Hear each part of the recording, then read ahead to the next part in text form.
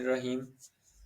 आज का जो लेक्चर है वो है types of business according to ownership कि मलकियत के लिहाज से बिजनेस की कितनी इकसाम है। पिछला जो लेक्चर था प्रीवियस लेक्चर में हमने पढ़ी थी types of business according to activity. तो आज की जो टाइप्स हैं वो हैं बिजनेस की अकॉर्डिंग टू ओनरशिप। मलकियत के लिहाज से बिजनेस की तीन इकसाम होती हैं।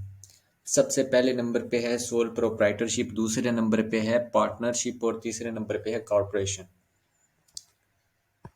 सबसे पहले देखते हैं कि सोल प्रोप्राइटरशिप बिजनेस क्या होता है।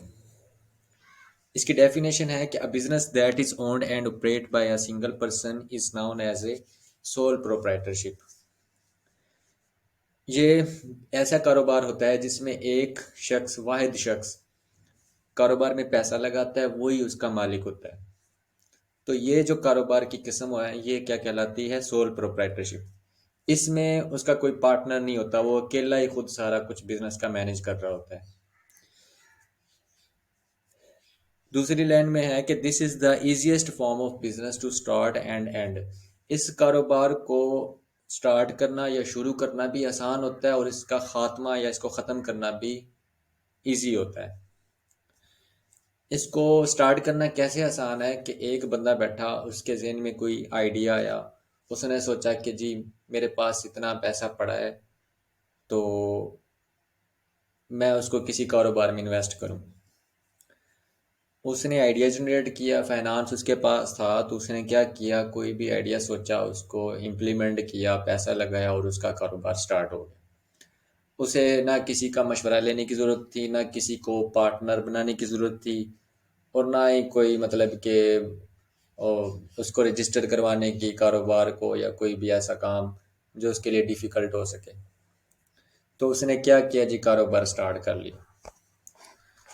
इसी तरीके से इसको ख़त्म करना भी आसान होता है कि जिस बंदे ने उसको स्टार्ट किया है, अगर उसको जो है ना उसके अंदर प्रॉफिट नहीं हो रहा, या उसका जो गोल जिसके लिए जिस खास मकसद के लिए उसने कारोबार स्टार्ट किया उसको अचीव नहीं कर पा रहा, तो वो उसको ख़त्म भी कर सकता है।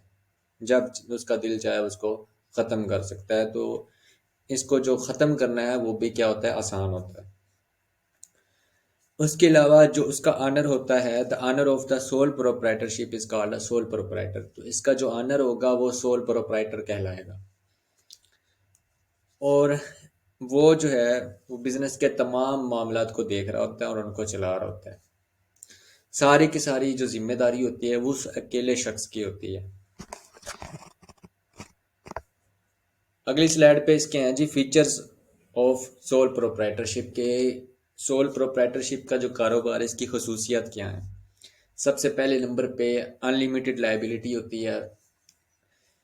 इसका मतलब है कि जो वाहिद शख्स है जिसका ये कारोबार है, सोल प्रोप्राइटर, उसकी जो जिम्मेदारियां हैं वो लामहदूद होती हैं। उसने हर ईच एंड एवरीथिंग जो रिलेटेड टू द बिजनेस है, उसने हर चीज़ को डील करना होता है।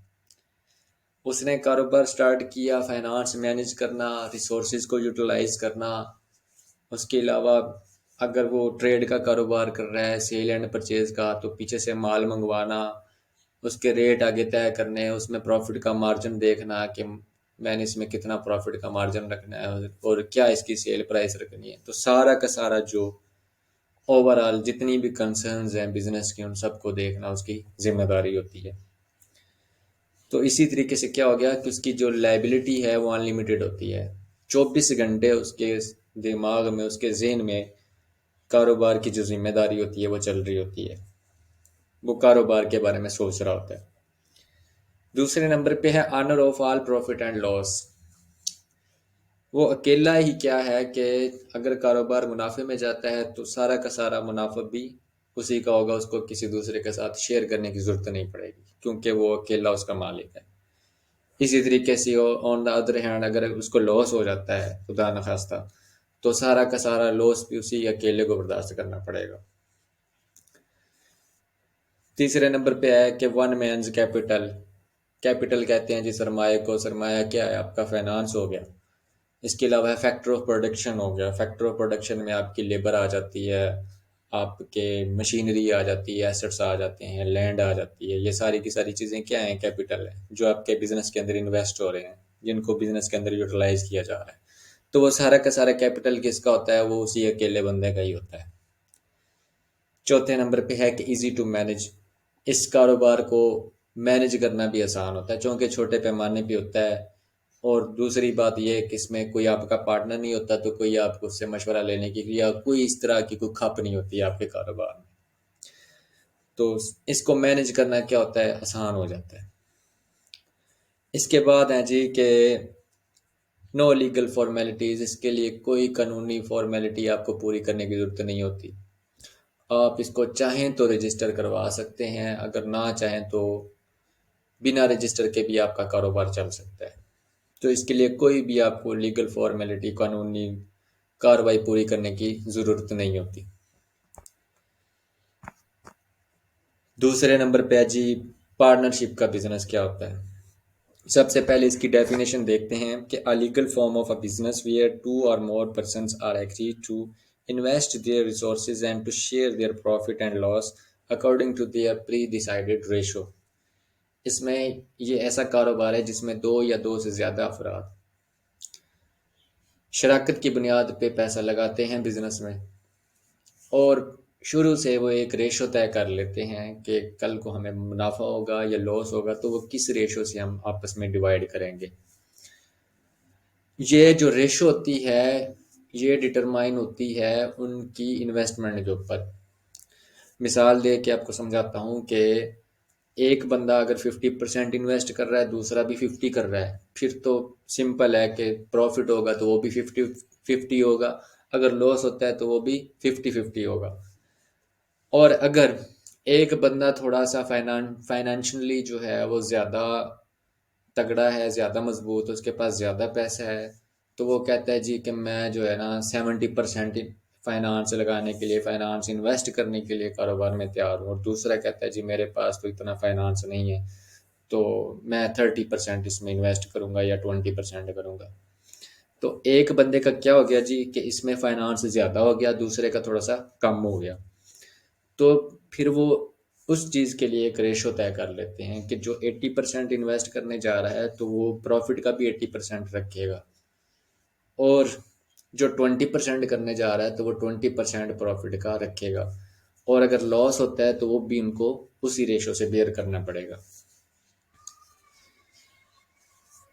इसके अलावा अगली लाइन में है कि a partnership business can be registered according to the partnership act 1932। इसको रजिस्टर कैसे करवाते हैं जी? एक पार्टनरशिप का एक्ट है 1932 के अंदर बना था, ये इंडियन एक्ट इसको बोलते हैं। तो इस एक्ट के थ्रू जो है आपका पार्टनरशिप का बिजनेस वो रजिस्टर करवाया जाता है। आगे आ रही है इसकी मेंबर्स की जो स्ट्रेंथ है कि वो कितने मेंबर्स होते हैं इसके अंदर टोटल। तो मिनिमम जो है 2 बंदे, और मैक्सिमम कंपनी की सूरत में 20 बंदे तक जो है ना, 20 मेंबर्स तक, 20 मेंबर्स तक इसमें लिमिट होती है कि वो जो कारोबार करेंगे वो पार्टनरशिप का कारोबार होगा। और अगर कोई बैंक बनाने जा रहा है, बैंक बनाने जा रहे हैं तो क्या करेंगे? उसमें भी मिनिमम 2 पर्सन होंगे, और मैक्सिमम जो है उसमें क्या होते हैं कि 10% तक होता है। 10 बंदों से ज़्यादा नहीं होंगे अगर आप कोई बैंक बनाने जा रहे हैं। कंपनी की सूरत में 2 से 20 तक मैक्सिमम लिमिट 20 है और मिनिमम 2 है। और अगर कोई बैंक बनाने जा रहे हैं तो मैक्सिमम लिमिट क्या होगी? 10 होगी, और मिनिमम क्या होगी? 2 ही होगी। नेक्स्ट स्लाइड है कि फीचर्स ऑफ पार्टनरशिप। अब पार्टनरशिप के क्या खसूसियात हैं? सबसे पहला, लॉफुल बिजनेस है।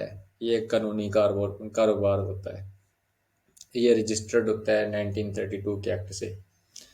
और ये खुदा न खास्ता जिसके साथ इस बिज़नेस की डीलिंग्स होती हैं या कंसर्न्स होती हैं, जितने भी इसके स्टेक होल्डर्स हैं, तो वो उनके साथ क्या नहीं कर सकता, कोई इसमें मतलब दो नंबरी नहीं कर सकता। अगर करता है तो आप उसकी जो है ना उसके खिलाफ केस कर सकते हैं, सू कर सकते हैं अदालत के अंदर जाके। तो ये एक लॉफुल बिजनेस है। तो जो भी कारोबार आपका कानूनी होता है या रजिस्टर्ड होता है, तो उसके ऊपर जो लोगों का कॉन्फिडेंस होता है, जो भी जितने भी उसके स्टेक होल्डर्स होते हैं वो ज़्यादा होता है, वो उस पर एतमाद करते हैं। तो इसका पहला फीचर यही है कि ये एक कानूनी कारोबार है, लॉफुल बिजनेस है। दूसरे नंबर पे अनलिमिटेड लाइबिलिटीज, इसमें भी जो पर्सन्स की लाइबिलिटीज होती हैं पार्टनर्स की वो भी अनलिमिटेड होती हैं। तीसरा है कि ये एक एग्रीमेंट होता है। ये क्या होता है? एग्रीमेंट होता है बिटवीन द पर्सन्स। बेसिकली इसमें लोग क्या करते हैं कि जो बिजनेस स्टार्ट करने जा रहे हैं पार्टनरशिप का, वो एक तरह का एग्रीमेंट कर रहे होते हैं आपस में। वो एक एमओयू हो गया या कोई एफिडेविट हो गया, उसको क्या कर लेते हैं, साइन कर लेते हैं कि अगर तो आपका कारोबार, कुछ कारोबार होते हैं जो ख़ास मकासद के लिए शुरू किए जाते हैं कि वो मकसद हमारा पूरा होगा तो हम इस कारोबार को एंड कर देंगे।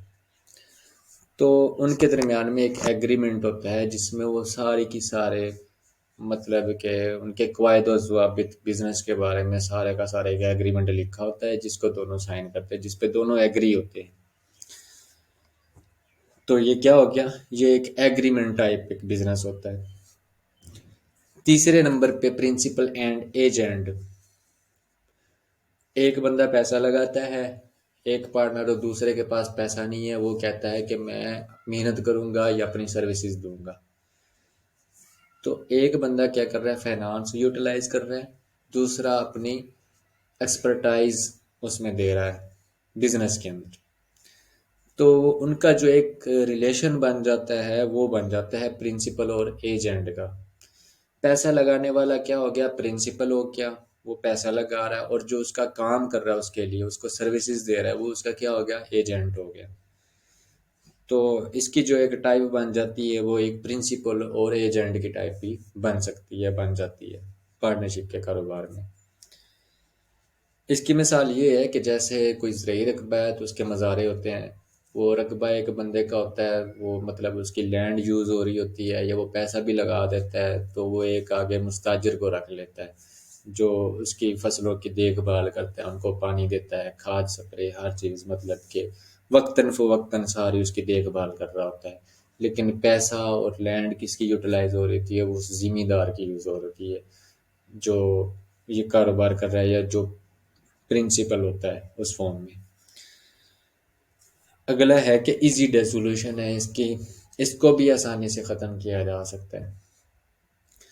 या तो एग्रीमेंट में आपने डिसाइड कर लिया कि हमारा कारोबार फ़र्ज़ किया है ख़ास मकसद के लिए था, वो मकसद पूरा होगा तो ये इजीली ख़त्म हो जाएगा, डेसोल्यूट हो जाएगा। या जब चाहे आपने जितना मतलब कि ड्यूरेशन के लिए आपने आपस में डिसाइड किया हुआ एग्रीमेंट है आपका, तो जैसे ही वो ड्यूरेशन पूरा होगा तो ऑटोमेटिकली आपका कारोबार इजीली डेसोल्यूट हो जाएगा। आखिर में है कि share of profit and loss जो है वो प्री डिसाइडेड रेशो के तहत भी हो सकता है, वो इक्वली डिवाइड भी हो सकता है। फॉर एग्जांपल 5 पार्टनर हैं तो 100 रुपये उनको फ़र्ज़ किया, 100 रुपये मुनाफा है, तो 100 रुपये को 5 हिस्सों में डिवाइड करेंगे तो 20 रुपीज़ पर पर्सन एक प्रॉफिट आ जाएगा। या अगर उनमें से किसी का कैपिटल ज़्यादा है किसी का कम है तो उसकी वो एक क्या बना लेंगे? रेशो बना लेंगे, तो उसके तहत वो प्रॉफिट और लॉस दोनों शेयर हो जाएंगे। तीसरी टाइप है कॉरपोरेशन की। इसकी डेफिनेशन है the corporation is a separate legal entity that is owned and operated by a large group of people, normally bye it's stock holders या शेयर होल्डर्स। स्टॉक होल्डर्स को ही share holder भी कहते हैं। तो corporation जो है ये बेसिकली एक कंपनी होती है, एक लीगल एंटिटी होती है। इसका एक अपना कानूनी वजूद होता है क्योंकि ये रजिस्टर्ड होती है, इसका एक कानूनी वजूद होता है और ये ग्रुप ऑफ पीपल जो है बहुत सारे लोग इसको मिलके बनाते हैं। सोल प्रोप्राइटरशिप में पढ़ा था कि एक बंदा मालिक होगा, पार्टनरशिप में पढ़ा था कि मिनिमम 2 मैक्सिमम 20, और अगर कोई बैंक बनाने जा रहे हैं तो मिनिमम 2 और मैक्सिमम 10 मेंबर्स होंगे। इसके अंदर क्या है कि इसके अंदर ग्रुप ऑफ पीपल होता है कि लोगों की कोई लिमिट नहीं होती, बहुत सारे लोग होते हैं इसके अंदर जो क्या करते हैं, इसके जो शेयर्स हैं ना, कंपनी शेयर इशू करती है उसके शेयर बाय करने पड़ते हैं। जो शेयर बाय करता जाएगा वो उसका शेयर होल्डर बन जाएगा और उसका क्या बन जाएगा? ओनर बन जाएगा। यही शेयर होल्डर्स क्या होते हैं? ये कंपनी के ओनर्स होते हैं। तो इसकी एक अलहदा से इसका एक वजूद होता है, कानूनी लीगल एंटिटी होती है ये। इसको ऑपरेट करने वाले कौन होते हैं? A large group of people होता है, बहुत सारे लोग होते हैं जो इसके शेयर होल्डर्स या स्टॉक होल्डर्स कहलाते हैं। कंपनी को रजिस्टर जो करवाया जाता है वो कंपनीज एक्ट 1984 के तहत इनको रजिस्टर करवाया जाता है। जो इसके स्टॉक होल्डर्स होते हैं या शेयर होल्डर्स होते हैं वो कंपनी के मालिक होते हैं। और कंपनी अगर किसी का दूसरे बिजनेस के साथ कोई एग्रीमेंट करने जा रही है, कोई एमओयू साइन करने जा रही है, तो वो जब एमओयू साइन किया जाता है, इन केस सोल प्रोप्राइटर, तो वो तो खुद से सिग्नेचर करेगा क्योंकि वो मालिक है सोल प्रोप्राइटर बिजनेस का। तो वो सिग्नेचर करेगा तो एमओयू साइन हो जाएगी। पार्टनरशिप है तो उसमें वो किसी को डेजिग्नेट कर देते हैं अथॉरिटी के, ये बंदा जो है ना इसके सिग्नेचर चलेंगे, या उसको सीईओ बनाया होता है उन्होंने तो उसके डेजिग्नेटेड पर्सन के जो है ना सिग्नेचर चलते हैं। तो कंपनी के अंदर तो बहुत सारे लोग होते हैं, तो इसमें किसी को डेजिग्नेट भी नहीं की जा सकती अथॉरिटी, तो कंपनी के नाम से पहले एक कंपनी का नाम रखा जाता है। तो उस नाम से कंपनी की क्या बनती है, एक कॉमन सील जिसको मोहर बोलते हैं या स्टैंप बोलते हैं, वो बनती है। तो जब भी कंपनी किसी के साथ एमओयू साइन करती है, एग्रीमेंट करती है, तो उसके नीचे कंपनी के नाम की एक स्टैंप बनी होती है, कॉमन सील होती है, जो मतलब पूरी होल कंपनी को रिप्रेजेंट कर रही होती है। तो वो स्टैंप लगेगी तो आपका एमओयू साइन होगा। तो वो उसके सिग्नेचर करने का क्या है, एक तरीका कार है कंपनी का। अगले नंबर पे आ रहा है the liabilities of the owners are limited to their stocks. जो लाइबिलिटीज होती हैं, जिम्मेदारी होती हैं ओनर्स की, वो लिमिटेड होती हैं स्टॉक तक, उनके शेयर्स तक। जितना किसी पर्सन ने शेयर बाय किया होगा तो उसकी जिम्मेदारी भी उस शेयर तक ही होगी। नेक्स्ट स्लाइड पे हैं फीचर्स ऑफ कॉरपोरेशन। तो इसकी खसूसियत क्या है बेसिकली कॉरपोरेशन की? सबसे पहले नंबर पे है कि अनलिमिटेड लाइफ। इसकी जो लाइफ होती है वो अनलिमिटेड होती है, चूँकि इसके अंदर शेयर शेयर होल्डर्स जो इसके ऑनर्स हैं बेसिकली, वो इंक्रीज भी होते रहते हैं, वो नए भी आते रहते हैं। तो इससे कोई फ़र्क नहीं पड़ता कंपनी को कि कोई उसका पुराना शेयर होल्डर जा रहा है तो उसके जाने से कंपनी जो है ना बंद हो सकती है, तो इसमें ऐसा कोई अमल नहीं पाया जाता। तो इसकी जो लाइफ है वो अनलिमिटेड होती है, जो लॉन्ग लास्टिक होती है, बहुत अरसे तक चलती है। लिमिटेड लाइबिलिटीज़ होती हैं, अगेन के जो शेयर होल्डर है उसकी लाइबिलिटी कितनी होगी, उसके शेयर तक ही होगी, उतनी महदूद होगी जितना उसका शेयर होगा। फिर तीसरे नंबर पे है सेपरेट लीगल एंटिटी। इसकी एक अलहदा से एक कानूनी इसका वजूद होता है, इसका एक नाम होता है। तो ये एक सेपरेट लीगल एंटिटी होती है अपने ओनर्स से। डिस्क्लोजर ऑफ सेक्रेसी और इंफॉर्मेशन इसके अंदर पाया जाता है कि कोई भी बंदा या कोई भी शेयर होल्डर आपकी कंपनी को नुकसान पहुंचा सकता है उसकी इंफॉर्मेशन या सिक्रेसी को लीक आउट करके, किसी बाहर वाले बंदे के साथ उसको शेयर करके। उसके बाद डबल टैक्सेशन का इसके अंदर एक आंसर पाया जाता है कि कंपनी को जब रजिस्टर करवाया जाता है तो उसके लिए कंपनी के ऊपर जो गवर्नमेंट है वो क्या इम्पोज करती है, टैक्सेस वगैरह लगाती है, फीसेस वगैरह लगाती है। एक तो कंपनी को रजिस्टर करने का जो टैक्स लिया जाता है उससे पैसा चार्ज किया जाता है। दूसरा, जो कंपनी रेवेन्यू जनरेट कर रही होती है या उसके जो आइटम होते हैं सेल्स आइटम, उन पे जो टैक्स इम्पोज हो रहा होता है। तो इस तरीके से ये दो तीन तरीकों से गवर्नमेंट जो है इसके ऊपर टैक्स लगा रही होती है बेसिकली। तो वो क्या बन जाती है इसकी, कि इसको डबल टैक्सेशन फेस करनी पड़ती है। इजी टू रेज फंड्स इसके अंदर होते हैं कि आप फॉर एग्जांपल कंपनी को पैसे की ज़रूरत पड़ी है, तो कंपनी ये नहीं करेगी कि फाइनेंस की उस कमी को पूरा करने के लिए वो किसी बैंक के पास जाएगी कि मुझे जी डेट चाहिए। तो उसका इजी मेथड ये है कि वो डेट से भी बच जाएगी और उसका फाइनेंस भी जनरेट हो जाएगा। उसके लिए क्या करेगी, जितना पैसा कंपनी को चाहिए वो उतने पैसे के शेयर्स इशू करेगी पब्लिक में जाके। तो लोग शेयर बाय करेंगे, शेयर बाय करने से क्या होगा, वो शेयर बाय कर लेंगे, कंपनी को पैसा दे देंगे, तो उससे क्या होगा, उसका जो फंड की कमी थी वो भी पूरी हो जाएगी, और उसको उसका जो शेयर होल्डर्स हैं वो भी उसको नए मिल जाएंगे। तो इसके लिए फंड को रेज करना आसान होता है। इजी टू ट्रांसफ़र ओनरशिप, इसके अंदर जो शेयर होल्डर्स हैं वो इजीली अपनी ओनरशिप जो है वो किसी दूसरे बंदे को भी ट्रांसफ़र कर सकते हैं। एक बंदे ने शेयर बाय किए हुए थे, उसको किसी वजह से वो कंपनी छोड़नी पड़ रही है, या वो किसी दूसरी कंपनी के अंदर इन्वेस्ट करना चाह रहा है, जिसका उसके उसको पता है कि जी आने वाले फ्यूचर में इसमें मुझे ज़्यादा प्रॉफिट मिल सकता है। तो जो उसके पास शेयर्स थे पहले वाली कंपनी के, तो वो क्या करेगा, उनको सेल आउट कर देगा किसी दूसरे बंदे को जो उस कंपनी के अंदर इन्वेस्ट करना चाह रहा था या उसका शेयर होल्डर बनना चाह रहा था।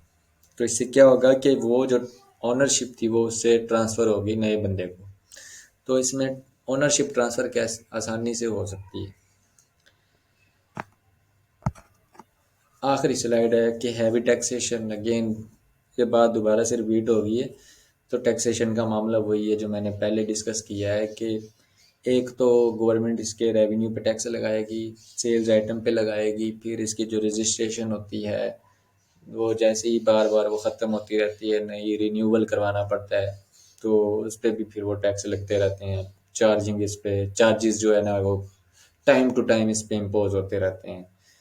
तो इसको जो है ना टू द लाइफ इसको हैवी टैक्सेशन जो है ना उसको बेयर करनी पड़ती है, वक्तन फ़ोक्तन उस पर टैक्स इम्पोज होते रहते हैं गवर्नमेंट की तरफ से। और एंड पे है कि expensive government compliance and regulations. ये जो प्रोसीजर होता है ना गवर्नमेंट के पास जाना, फिर एक SECP होता है, security and exchange commission of Pakistan, जिसके थ्रू कंपनीज रजिस्टर्ड की जाती हैं। उसी SECP के अंडर जो है ना ये जितनी भी कंपनीज रजिस्टर्ड होती हैं, ये उसी के रेगुलेशंस को फॉलो करके ये अपने आप अपना कारोबार चलाती हैं।